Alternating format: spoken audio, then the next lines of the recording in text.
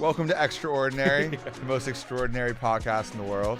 Today we have the one and only Dr. Dugar. How many are we talking in total lifetime noses? Yeah, I mean, I've at this point done probably 2,000 to 3,000 nose jobs, somewhere between 2,000 to 3,000 noses. Yeah, and I'm just in my first decade of my career, so hopefully, God willing, I do this for 20 That's a lot years. of lives changed. I'm truly not a businessman, and Spence knows about me. I'm just an artist. I see it. I He's love an my artist. craft. I love what I do. I don't even talk to patients about pricing. I don't even know sometimes what they pay. Have you ever had aspiration to get into any other types of surgeries or body parts, or is it noses forever? For me, no. I'm a singular, I just want to be the best at one thing. Bruce Lee has this quote that I live by, and he says, I fear not a man who knows 10,000 kicks. I fear a man who's practiced one kick 10,000 times. And that's really the way for a surgeon.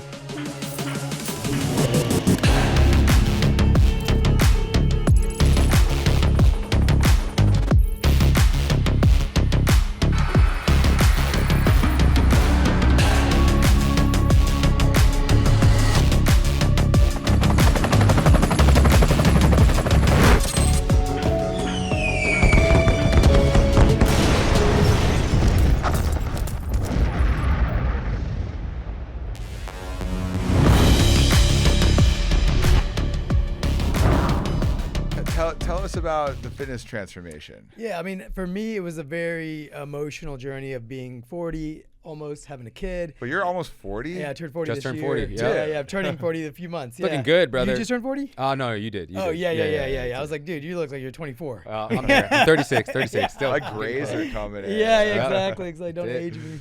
But it just made a sense to me. That's time. It's time to focus in, lean in. I'm a big Tony Robbins guy, and every time you go to Tony Robbins conferences, he always talks to you about every wheel of life. And there's different. If everyone connects it all. It's not like finance is separate. Work is actually separate from finance. Business, family, fitness, love, relationships, Right. personal development, just by yourself. 100%. And learning and focusing on all of Growth. these. And he makes you 0 to 10 each of these, and you draw your little circle around. And he's like, you need to expand that circle in all directions. So fitness for me was always low, Right. And I went to Tony Robbins conference in 2015, 17, and 19. Mm-hmm. And I looked back at my notes, and every time fitness was fitness. so low. Yeah. And I was like, geez, time to do something. So I finally just took the plunge. And for me, I just hate doing cardio. I still suck at it. So I just found weightlifting to be fun, something I can actually do and enjoy.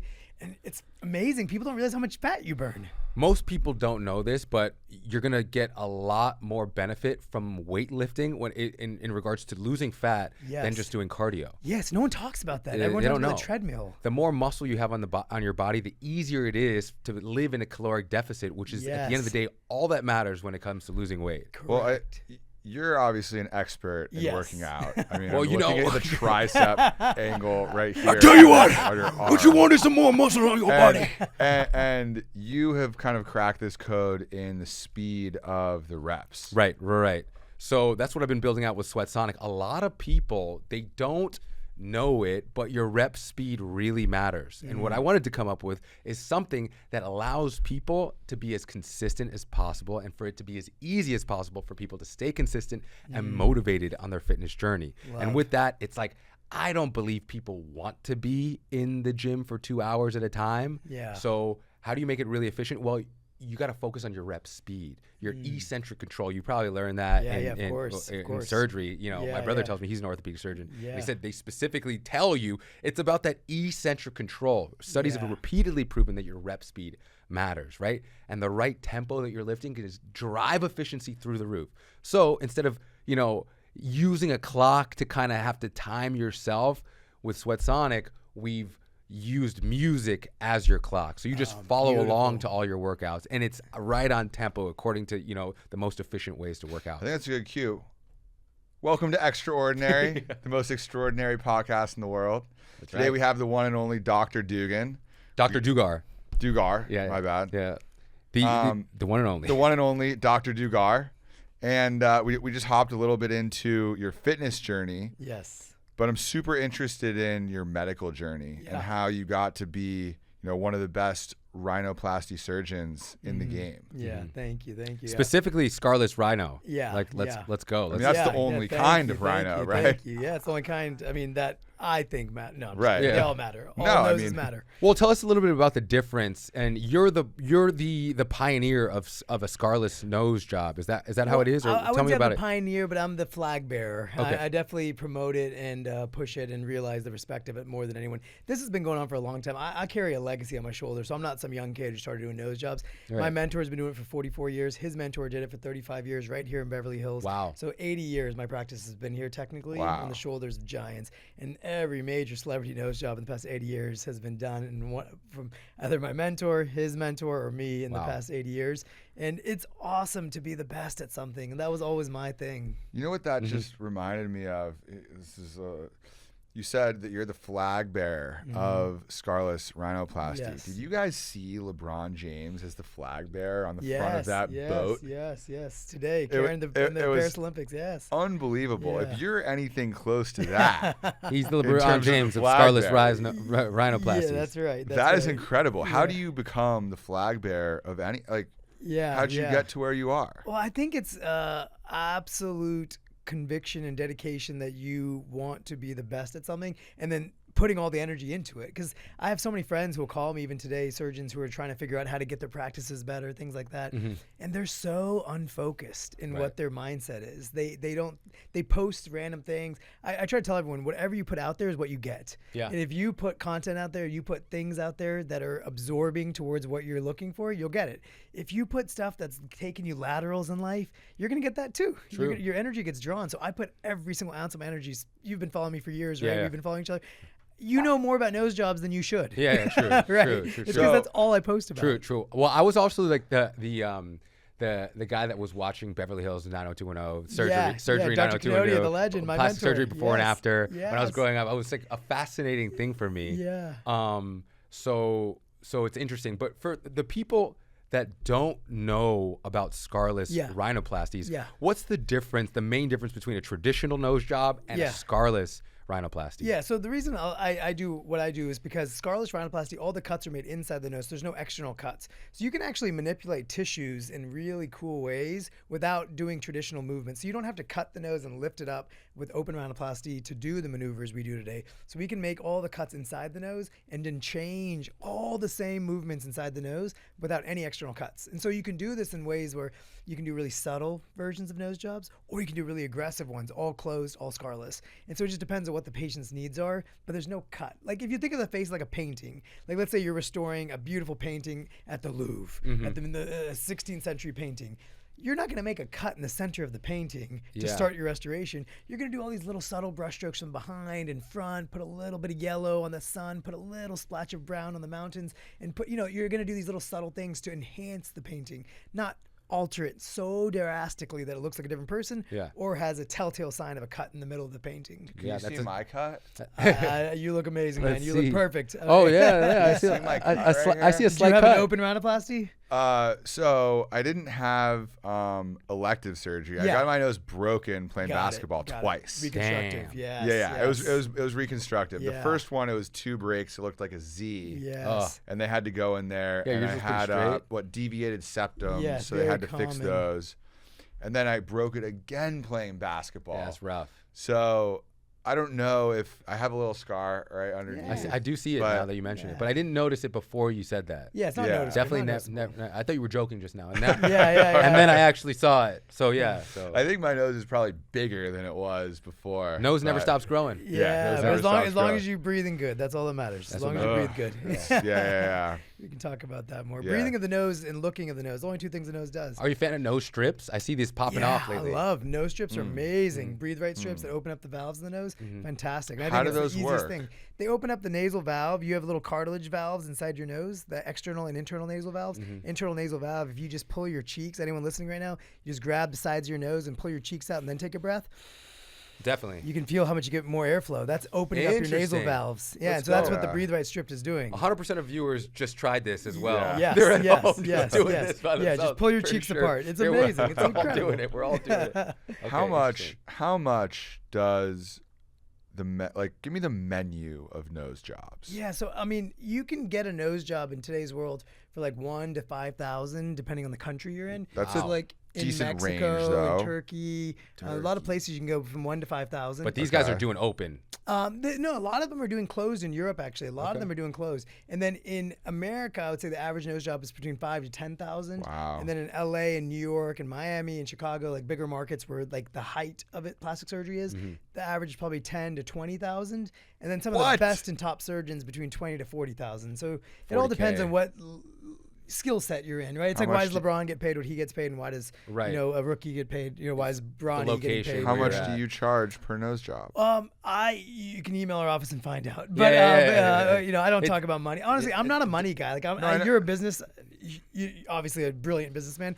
I'm truly not a businessman, and Spence knows about me. I'm just an artist. I see. I love my craft. I love what I do. I don't even talk to patients about pricing. I don't even know sometimes what they pay. They literally talk to my team. They do it all. I just focus on the art, and I love that. I think it's smart to kind of like differentiate that and separate it. And like even the way you were describing how you do nose jobs, you had a paintbrush in your hand. It was an airbrush. Yeah. So you definitely are an artist. And I think, a good surgeon really is an artist. My brother's a board certified orthopedic surgeon. Yes. And, the way he's describing, he's talking about some of the things the way you are. And it's really an artist of the human body. Yes. You know? And I think you have to also think of it like that. You have to disconnect from patients and finances, to be a really good physician. Because if you don't, in a patient, let's say, ask for a discount. Then it becomes a commodity. Do you want to treat that patient differently because they asked for a discount, or treat this patient better because they paid $1,000 more? So I actually like not knowing anything, and I treat every patient the same. I don't care whether it's a CEO, whether it's a celebrity, whether it's a billionaire, or whether it's just, this random girl from Kentucky who's saved up all her life savings to do this to finally feel confident. They all deserve the same respect on the table. So I actually don't even get involved. And how many nose jobs do you do per day? I do about 3 a day, and I operate 2 days a week. That's been my standard for about 10 years now. I do about 300 noses a year. So I'm a pretty high volume. That's high volume? That's pretty high volume. The average nose surgeon in America does between 50 to 100. Wow. To be considered a super rhinoplasty expert in this country, to be part of like the rhinoplasty societies, you have to do 100 nose jobs a year. So for demand for Dugar is high. 300 a year. How many are we talking in total lifetime noses? I've at this point done probably 2,000 to 3,000 nose jobs, somewhere between 2,000 to 3,000 noses. Yeah, and I'm just in my first decade of my career, so hopefully, God willing, I do this for 20 That's a more lot years. of lives changed. A lot of people, a lot of breathing, a lot of ripple effect, a lot of confidence. Ripple effect. Let me go back to the number that you do, because you're not about money. But if you were, it speaks the money guy. Theoretically, you could do a lot more, or like no. I mean, for me, it's kind of like, and I use a lot of athlete as explanations, but like imagine LeBron James, how many basketball games he plays a season. Technically, he could play more, but at what cost? Would he be able to play for 20 years then, right? If he played twice as many games. You don't want to get burnt out. Yes. There's truth to longevity. But on the counter side, he practices every day. Is there practice for? Yes, there is practice. And practice comes in different ways. Usually it's mental modalities. So consultation, thinking about what you're going to do with surgery, analyzing anatomy, seeing your post-op results 1 year, 5 year, 10 years later, seeing, you look back at your notes, I did this maneuver and this stitch and that maneuver, and then see what it looks like 10 years later. That's part of the game. It's like when athletes watch tape. It's talent. It's compounding. So you watch tape, How long does it take to execute one procedure? Rhinoplasties can be anywhere between 2 to 8 hours, depending how complex it is. Mine, on average, take 1 to 2 hours. Okay. So when you on surgery days, you're in there for 6 to 8 hours. Yeah. Three surgeries each surgery day, average 2 hours, so 6 hours. Break concentrated, high intensity, complete focus. Yeah, and that takes a lot of energy. It takes a lot of mental energy, a lot of physical energy.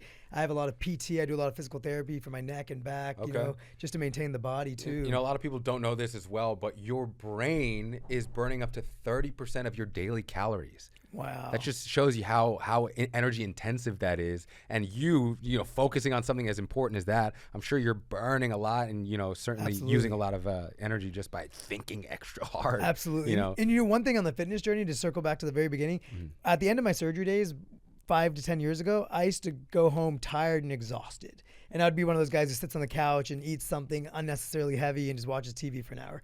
Now I go straight to the gym. And I lift hard right after surgery. Epic. And it makes me feel amazing. And all the energy lost from surgery comes right back, and I feel balanced again. Interesting. Yeah, so I found that fitness is the answer. It's so important. And it's for me, you know, it's really just a decision. And, you know, life is just way better when you're stronger. Yeah. It's like, do you want to be stronger or weaker? Yes. It's like, choose stronger, and there's a way to get that done, right? Yes. It's like, okay, well, do you want to be weak or you want to be strong? Definitely want to be stronger. But why is it so hard for people to consistently hit the gym? Why is it so hard mentally for people to make that decision? I mean, I think there's a lot of reasons. One of them is decision fatigue. There's so many things you can do. And when you have endless options, some people just get frustrated and do nothing. Yeah, you know? good point. And also, I think that some people just don't really believe in themselves. They don't understand how quickly progress can come if they do stay consistent for a while. Maybe they just don't enjoy it for a certain, you know, other reasons. There's maybe they're hanging around the wrong people. You're the product of the people you hang around most. 100%. You know, so what's your environment like? Who else are you hanging around with? Are you hanging around with a lot of other lazy, weak people? You know, you gotta be pretty particular with all those decisions. And I think that's the secret to life success is who you hang out with. You know, because a lot of us feel like our environments are given to us. You can choose every part of your environment, family included. And I feel like it's so important with fitness, with business, with mastery of anything. Put yourself in the right positions. I moved to LA specifically because I knew I wanted to do plastic surgery, and I wanted to coincide myself with a master and a mentor that I could partner with and learn forever with. I'm still with my mentor today. I've been with him for 18 years now. Epic. Still working side by side. We own our surgery together, Cool. surgery center together, and we operate together. We still discuss cases till today, and he's been mentoring me for 18 years. He still mentors me today. You said you operate together? Like he'll be in OR1 and I'm in OR2, and we're both doing noses at the exact same Cool. time. It's Very so cool. fun. Very cool. Yeah, it's so fun. Have you ever had aspiration to get into any other types of surgeries or body parts, or is it noses forever? For That's me, it? no. I'm a singular, you know, I just want to be the best at one thing. I found like for me, mastery of one is Bruce Lee has this quote that I live by, and he says, if you're not a man who knows 10,000 kicks, if you're a man who's practiced one kick 10,000 times. Yeah. That's really the way for a surgeon. Like I've leaned so deep into this craft that I don't ever want to see myself expand. And at this point, I'm too far gone. I don't even know how to But do be You're a still specialist. young. You're not even still 40. young. Yeah, but if I expanded out of it, I wouldn't do more surgical procedures. I'd do other stuff. Yeah. You know? Right, and we'll get into things I've been dabbling into and you other projects. you also dilute your brand with being the scarless nose guy. Yes. You know, Yes, it's exactly, rather be known as exactly. being the best as well. Speaking I of love it. Yeah, he loves it. speaking of other things that you've done, you wrote a book. You wrote a book. Beautiful. Yes. Beautiful. Beautiful. Yes, yes. It's an homage to my patients who I didn't operate on. I've done 10,000 consults now. And when you do those consults, what you realize is most patients during a plastic surgery consult, it's really intimacy that they're talking about. It's how they don't feel comfortable with themselves about something. And I can look at it as just anatomy, like, oh yeah, 2 millimeter bump, you know, but it's really about an internal dialogue that we're having with ourselves. Are we enough? Do we deserve love? Am I beautiful enough, right? These are the conversations we're actually having internally. I think guys and women have it very differently. Some guys have a lot more insecurities about certain things. Like guys have insecurity about hair. Like how many of us have insecurity about our hairs, right? Yeah. Anyone listening right now, if you're a guy, you're probably checking your hairline right now, right? Everyone, yeah. And girls have insecurity about other things, right? But it comes down to, are we enough? Right. Can we get love? And sometimes you can fix the issue when it's an actual 2 millimeter bump. You can shave it and they feel better. Great. What a win. Right. But a lot of times you can't fix the issue. And then it's really about deep conversations, personal therapy, things like that, that I'm not going to be able to help as a surgeon. So I wrote this book as an homage to patients who don't need surgery, and even someone who does get surgery, to remember that we are enough. And you already are beautiful. It's all about perspective and mindset. Tony Robbins, Love one of that. my mentors, he's actually the one who pushed me to write it. He wrote me a little beautiful forward for it. So you have a And personal Nice. relationship with Tony Robbins? thankfully, He wrote his forward. Thankfully I've gotten to know him over the years, and he's just a gentleman of a human being. He's kind. All the good things in the media about him are all correct. Like he's absolutely a superb human being who literally just devotes his life to the cause, which is helping people. Yeah. Yeah, it's That's amazing. incredible. Yeah, yeah. And so he's the one who actually pushed me to put it out there, you know, because I was, you know, who's going to read this? And he's like, Right. Dr. Dugar, if one person reads it and gets positivity out of it, it's worth it. Yeah. Yeah. And I think it's a true testament for you and how you're actually doing this because, one, you love it and you want to help people. And also, you would think that, okay, the last thing a nose job surgeon or rhinoplasty specialist would want to do is tell people they don't want to get this surgery. So it just shows you, it's like, listen, that's the kind of person that you are. It's like, listen, I'm doing this for people and for their benefit. I'm taking myself out of it. Yes, and I feel like that with consultation too. Like yesterday, for example, I had like about 18 consults, and 9 of them were from Saudi Arabia, which I love, beautiful place and great patients. Of the 18 consults, I think 6 of them I said don't do surgery. You know, 3 or 4 of them I said genuinely don't do it. You don't need it. Everything, you're beautiful. Leave it alone. It's fine. The risk benefit ratio is not worth it. And then a few of them I thought they needed a more reconstructive type, like the open rhinoplasty type. And so I refer them to other surgeons. So my whole thing is, we as humans, no matter what you do in life, we need to be value based. We cannot be monetarily chasing. And I know that's how money is made, obviously, but like, your company is not as big as it is because you guys chase money. It's because you create enough value that the world is rewarding what you do, right? It's all about creating value. All about value. And so for me, when someone comes for a consult, I'm not thinking, all right, how much can I make off of them? I'm thinking, how can I help this person, even if I make $0? Yeah. That's nice. Yeah. Wait, so you said 2 things there.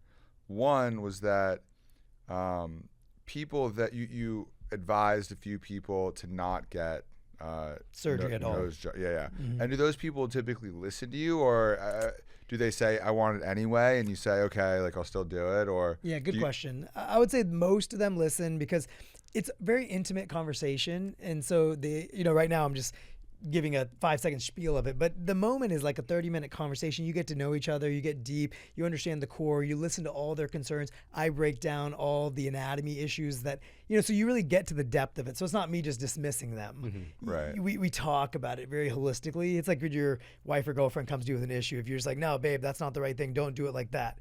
They never listen to you, right? But if you sit and listen to them, you let them talk it out, and then at the bottom of it, you say, babe, I don't know if that's the right thing to do. Yeah.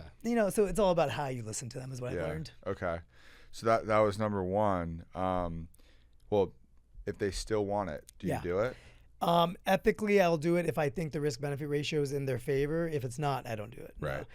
And then number 2 was, you mentioned some people that need even more than the type of, I guess, procedure. Yep. So sometimes an open rhino is recommended. Absolutely. Depending on the case. Yes. You need all types. There's no one better than the other. I'm not saying that mine's better than the other, jokingly. It's just objectively for yours, the scarless, it's less downtime. Is that right? Yes, less downtime, easier healing. But if you're a good candidate for it, great. If you're not, I'll honestly guide you to an open surgeon who will also do as good of a job in their realm. But it's just a bigger procedure that needs more done or something like that. Yes. And just someone who needs a little bit more reconstructive, and that's the one not just finesse. And that's kind of the one where you see on plastic surgery before after they're like hammering, breaking, and it's like they get the pickaxe. Yeah, a little scarier. Yeah, because you're exposing the anatomy. You're seeing the skeleton underneath, which is kind of scary. Yeah, dude. So what should people know before they go in to get a nose job? Well, I would say for any plastic surgery, not just nose jobs, the biggest thing I always tell people is try not to do it.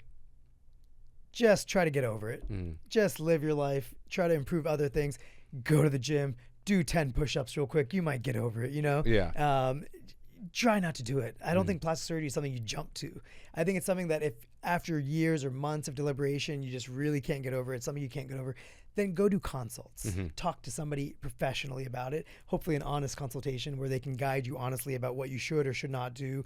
And then maybe even do 1 or 2 consults to gauge whether or not the consultation you got was honest or not. Then you make an informed decision. But don't jump to it. Don't just do plastic surgery. Try to avoid it if you can. And if you can't, do some consults. And after that, make an informed decision. Man, I mean, that means a lot coming from you. Yeah, it's like, don't hire me. Yeah. And I'm honest about it. But oh man, in today's culture, these girls have their nose done, their lips done, their jaw, their like these transformations that people are going through. What's your view on that? Yeah, I mean, I in my office when you guys come, I think you've hung out one day with me. If you ever come, I have a bunch of black and white photos everywhere. Old Hollywood, 50s, 60s, 70s. Marilyn Monroe, I have a beautiful picture of her in my office. I like timeless beauty. And I think timeless beauty never goes away. Like a fit body is timeless, right? And that's why I like fit bodies over a BBL body because there's something timeless about something that you work hard for, right? Yeah. And I think that with facial aesthetics as well, we as guys, like not that women are doing it to impress us. I know they're not. Most of the girls that come to me for lip injections or do stuff, they're not doing it for a man. They're doing it for themselves, which I love that. So for personal empowerment, great. But for general aesthetics, think about when you were a 16-year-old in high school and you were in love with that girl, right? Whoever she was, right? Do you even remember what her nose looks like? You have no clue. No, right? You just remember the course aura, not. the energy of her, right? And so it's like a beautiful flower. Do you ever pick up a beautiful flower and you're like, that petal is 7 degrees off, Yeah. right? No, you just say this flower is gorgeous. I don't know what it is. It looks pretty. So our attraction comes from the inner feeling we get. And so I tell people, don't study the angles. Don't study the, some girls are like, well, my upper lip's not exactly symmetric. Have you ever noticed a girl with minorly asymmetric eyebrows? But they all notice, right? Yeah. So my point is like, I don't think you should chase trends within beauty. Timeless classics. Just let the natural, organic beauty. But I do believe in anti-aging processes that we have ability. I love Botox and Dysport. I think it looks great. And I think fillers look great when done properly. The problem is bad plastic surgery is all you see. Good plastic True. surgery, you don't notice. You don't notice. I have Botox all over my Yeah, face right now. Really? Yeah. Do you guys think I look Imagine if weird? you said it like, dude, I got Oh, Botox no, all over okay. my face. Really? Drooling. Yeah, all over my face. I No, just like, did it today. I can move everything. Yeah. Everything looks normal, Yeah, you So look pretty young. Good plastic surgery can be done very classically well. Is I've never done Botox Botox considered plastic surgery? I think in today's world, the average person would say, like neuromodulators, like Dysport, Botox. I think people would call it plastic surgery. What's the other? You said Dysport? Dysport is a common brand. Botox is a brand. It's actually not Okay. the. It's not. It's It's kind of like Jello. Yeah, it's like Jello, right? It's really just gelatin. Yes. People know. So gelatin. Yeah. But yeah, everyone It's the calls brand it Jello. that crushed it so hard that they took over the name of the Exactly. market. There's a few exactly. good ones. Okay, so yeah, Botox so is the Dysport, brand. Botox, these are all different brands, Okay. but they're all neuromodulators, decrease wrinkling. That's the most common procedure probably done in today's world. What is it called? What is it called? Dysport. Dysport. Dysport. So when people ask, yo, have you ever done Botox? You can just say nope. Never done Botox ever, brother. But should it be negatively viewed? Dysport. Yeah. Should it be? I Should don't- people feel like that? That I don't know. I've never done it yet, but I don't think it should be because I think if it's done, life is so short. We're a couple of It's dudes nothing. sitting in a room Yeah. on a floating rock, spinning through space. Exactly. With billions of galaxies. Don't take it like, too seriously. Come on, Yeah. like Yeah. enjoy your life. Do it safe. Take care of people. Don't be a dick. Yeah. Take care of other humans. But Do what you do Dysport for if you yourself- want. Yeah, do Yeah. it if you want. But, yeah. but also don't judge if you don't do it, and don't judge if you do it. That's a so good way to so live. so Botox is not invasive the way that say rhinoplasty is. No, yeah, it's right? not like getting breast implants or getting a nose job. Like, it's Right. very simple. It takes 5 minutes. You can be in and out the same day, Mm-hmm. and it makes you feel amazing. So Yeah. I'm a big proponent of these minor procedures. What are other minor procedures that so people can skin think about? rejuvenation stuff? I've done like some PRP. Yeah, Okay. On the PRP, face. It was nice. face you for know, hair, help for with my face. acne scars. Yeah, acne Yeah. scars, microneedling is a big one for that. Mhm. Lasers nowadays are getting huge. A lot of people do lasers. Things that you don't even think of cosmetic procedures like laser hair removal. Like a lot of guys get laser hair removal on their ears or things they just don't want to shave ever again, Yeah. Yeah. Girls obviously get I'm them all about over. to do some CO2 laser. Do you know Cool. about this? Yeah, that's intense. Yeah, cool. Yeah. I've So- heard that's Yeah, the it's that's hardcore. the one. That's the hardcore one. Like you're gonna have some Well, downtime. yeah, you're gonna have some Am downtime. I? Yeah. yes, yes. Well, so I have these little they're cancers. They're called basal cell carcinomas. yeah, sure. Not very bad. It's actually the most common type of skin cancer. Correct. They're little spots like this, but I have got them cut out, and you can see all these kind of scars. Like So they're gonna this is actually laser- a big one on my neck. Yeah, right here. yeah. The guy. So I'm gonna get CO2 laser to Sure. try to Smooth it out. reduce, the beautiful. scar, something like that. Yeah, but that's I've beautiful. heard that there is Some significant downtime. Brother, Yeah, brother, there we're gonna can have to be. shoot extraordinary episodes right now for the next year, and then no, you'll be fine. You'll be fine. Yeah, You'll be fine. But yeah. no, but that's a beautiful concept right there where the stigma of plastic surgery should not be there. Mhm. That's beautiful. You had something that got removed and you're trying to make it look more organic and more natural. That's originally what plastic surgery was always about, is about helping people with disfigurements. Yeah. The cosmetic aspect of it is what now gets the bad rep. But Yeah, that's it turned into a lot of beautiful I don't BBLs. think that it, yeah, I mean BBLs are Yeah. are interesting. what are your guys' thoughts as two gentlemen? Do you like that look on women? Well, for me, my biggest quarrel with BBLs is when fitness influencers get BBLs and then sell booty programs. I'm like, all right, no, that's a little. Well, what about guys who do but- steroids? And Yeah, and then guys that do steroids, Yeah. and then they're like, okay, just download my ab program. Yes. But let's Brother. take it back. I think that BBLs are the furthest extreme. Yeah. Right? Okay. I wouldn't say that it's the majority, but a lot of women have breast implants, right? Fair. And Well, I would argue that that's the older generation. Okay. The younger generation's not getting breast implants They're as much. not. That used to be Interesting. breast implants used to be one of the top 2 procedures in America. It's now dwindled down. It's barely even top 10 now. Wow. Really? Yeah, people aren't getting breast implants the way they used to. Girls are embracing naturality. Are we of their talking Gen breasts. Z or? I'm talking the. But they're not embracing new- it. The 18 to 25-year-old range right now. But they're not embracing it with some facial cosmetic procedure. you're Correct. saying. Yes, I think they're leaning heavier into the facial cosmetic stuff. And Everyone's the getting body dysport. contouring stuff. I mean, you asked. I don't have a problem with it. I think it makes women look beautiful. Yeah. Yeah.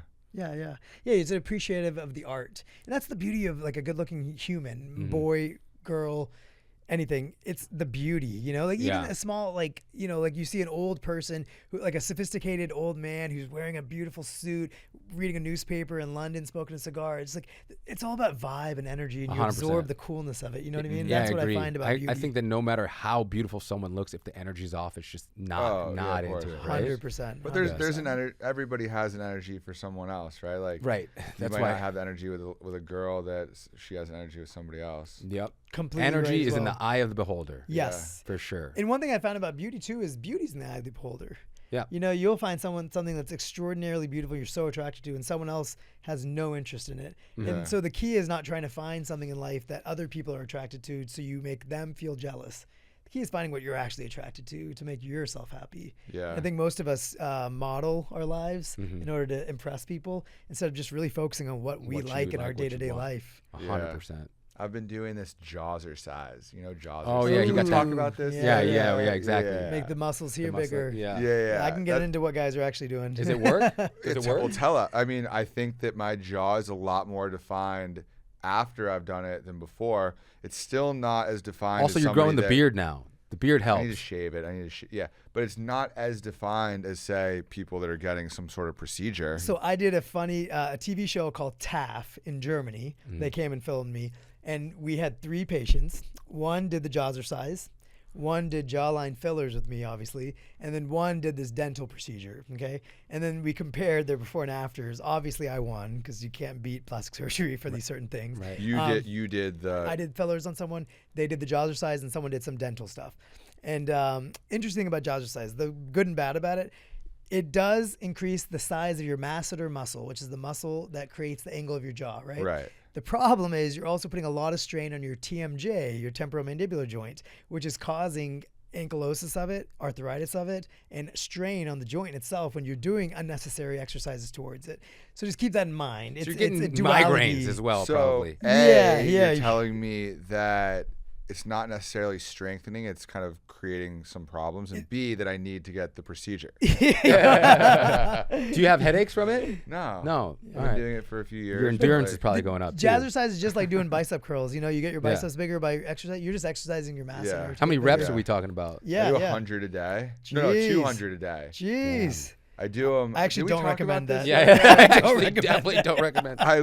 Did we talk about? I do them in the shower, and I pair them with my calf raises. Nice. Yeah, you told me Nice. that. So I'll do Pretty 100 solid. calf raises on one with 100, and then I'll switch and do 100 calf raises on the other. That's So I it? do 200.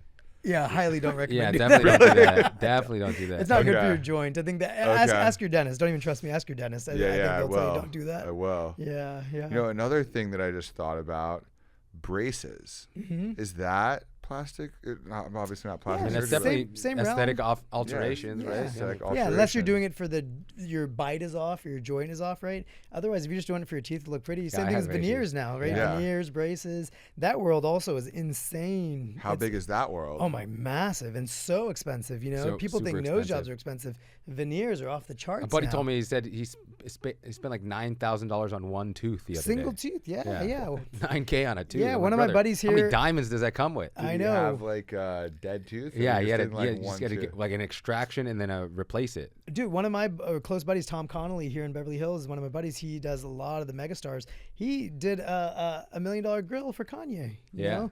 it's Just wild. for It was dental stuff. You know. Dental Kanye has diamond grills? Well, or- he has actually the titanium That you just that add he in. was custom created by Tom Connolly here in Beverly Hills. Wow.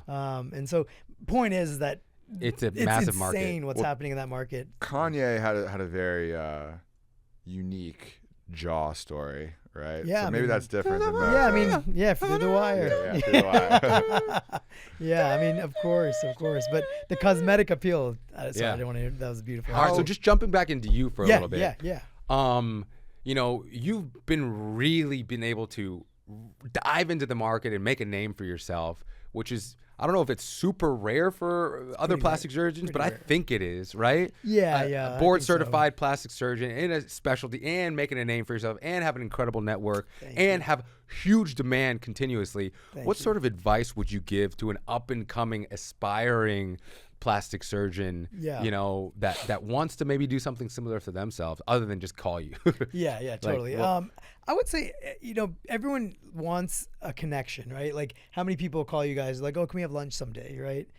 It's not about getting a connection. What people, I think, lose sight of it. It's about what you do with that connection and how you give value to that connection, right? So like when I wanted to be this, I found a mentor, right? But everyone's like, oh, can you be my mentor then?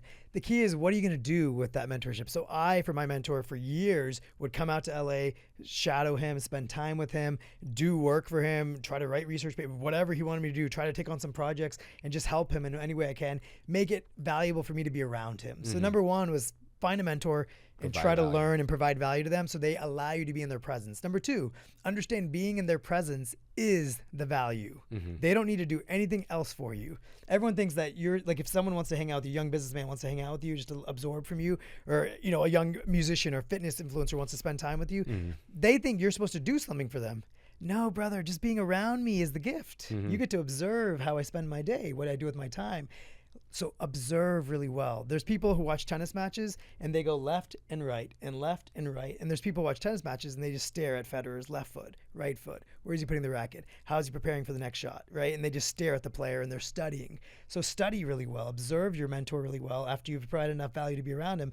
And number three, stay laser focused. Don't get distracted. Put on the blinders. Don't compare to him and her and this friend and that friend. You know, like, you know, I spend time with someone like you. I can go home and feel really bad about myself. Gosh, I'm not worth $1 billion, right? But put on blinders. It's just you versus you, and I getting better every day. And it's so important to do that, not just today, not just every day, forever. You know, 100%. The jealousy can kick in any day. You can kick in when you're 60. Yep. So you got to keep blinders on. That's really good advice for anybody aspiring to be anything. True. Yeah. Because we get jealous so easily as humans, you know, and if you compare your life to other people, gosh, like you can make yourself feel really small no matter who you are. And you can make yourself feel really big but if you just lean into you. There's this beautiful story I read yesterday. This coach was talking about, he had this girl who wanted to start running, and she was did her first race and she came in dead last, and she was crying about it. He was like, well, what did you run before you ran the race? And she was like, 17 seconds. He's like, you ran 16 today. You won. Compare yourself. And then she kept just trying. And he's like, what do you think she's going to try to beat the next race now? Exactly. Just at her own time. She's not worrying about whether she is number 7 or number 6. And that's how you become the best. Just keep being better today than you were yesterday. That's it. Couldn't agree more. We're all running our own race. Yeah. And just blinders. So that's all I would tell kids. Because I have a lot of friends who've been plastic surgeons in LA. I've been here for 10 years now. I've been doing surgery for 15. I have at least 10 friends who've all left LA. All left. They just gave up. And nothing wrong with it. They just made a life decision. I have complete respect for that decision. But if they hadn't given up, they would have made it. And the key is you got to want it enough. Well, cheers to you. I can tell that you're on the right track. You certainly have the right energy and enthusiasm around it. And all the people that I know in my personal life that are friends with you, the conversation about you when you're not there, just so you know, is Dr. Dugar, you got the best energy. Thank you. You know, I can tell the appreciate energy. that. Thank you. Yeah. If I break my nose again playing basketball, You call me. I know who I'm coming to. Yeah, you For call me, sure. you call Hey, me. buddy. Thanks for coming on the show. Thank you so much for having me. Such this an is honor. awesome. You are Love it. truly Love it. extraordinary, brother. Yeah, thank you. Thank you, guys. Thank you so much.